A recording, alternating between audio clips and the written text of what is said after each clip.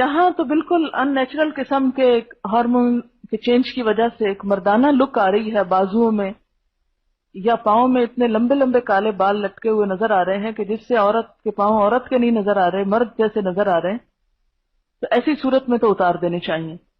یا upper lips پہ یا چن، یہ تمام چیزیں تاکہ عورت عورت لگے. لیکن پنڈلیوں پہ بھی آپ کراتے ہیں تو گھٹنے مت دکھائیں، گھٹنا عورت کا بھی عورت کے سامنے نہیں کھلنا چاہیے. اور باقی حصے بھی جو سطر میں آتے ہیں وہ آپ نہیں دکھا سکتے. عورت کی چن پہ یا اپر لپس پہ بالوں کا ہونا یہ مردانہ پن کی علامت ہے اور ایک بیماری ہے. اگر کوئی اس بیماری کو دور کرواتا ہے، مثلا وہ ایک پرماننٹلی بال ختم کرواتے ہیں، میں نے کسی کو کرتے ہوئے بھی دیکھا ہے جس میں بالوں کی جڑیں جلا دی جاتی ہیں، کوئی حرج نہیں، کیونکہ یہ مردانہ پن ہے. ایک عورت عورت نہیں لگ رہی، مرد لگ رہا ہے، تو مردوں کی مشابہت سے ویسے بھی منع کیا گیا ہے، عورت کو عورت لگنا چاہیے.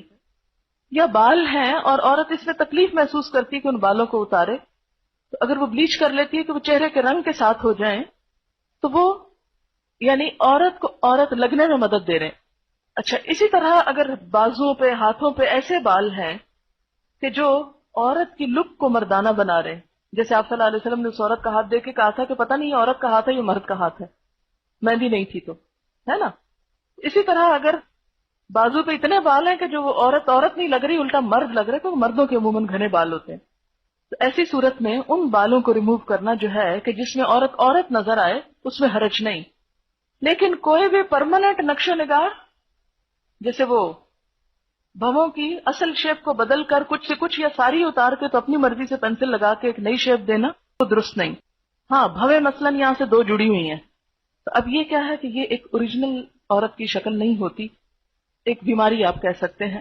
تو اس میں اگر ان کو الگ کر لیا جائے تو وہ فطرت پر لانا ہے، فطرت میں تبدیلی نہیں ہے.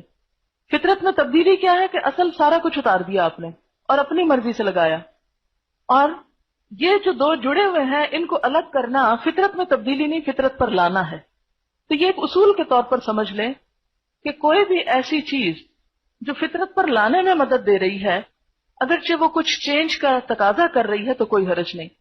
لیکن اگر وہ اللہ کی ساخت تو بدل رہی ہے تو وہ درست نہیں.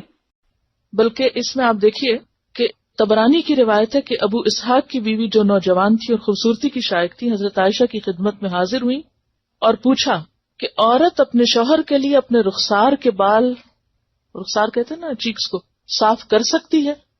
حضرت عائشہ نے فرمایا اذیت کو ممکنہ حد تک دور کرو، کیونکہ یہ اذیت کا باعث ہے. یعنی عورت کے منہ پر بال جو ہیں وہ مرد کے لیے اذیت کا باعث ہے. تو یہ کتاب اللباس فتح الباری میں روایت آئی ہے، تو اس کی اجازت ہے.